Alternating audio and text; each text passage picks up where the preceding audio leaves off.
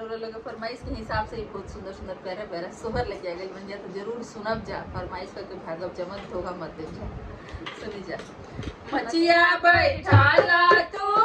सासु सारा बेगुने आगला होए सासु हमारो जामुनिया के साथ जामुनिया हम चाहिले होए सासु हमारो जामुनिया के साथ जामुनिया हम चाहिले हो बोलिया ताए बहुआ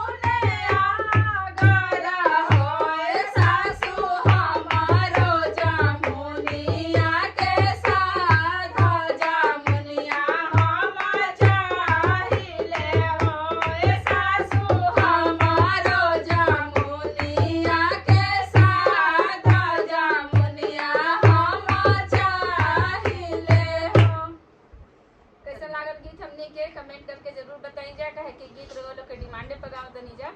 और चैनल पर नए बनी जा, आज पहली बार जे हमने के देखा था, हमने के चैनल के सब्सक्राइब कर लीजिए, वीडियो को लाइक करी जा और शेयर भी करी जा। धन्यवाद।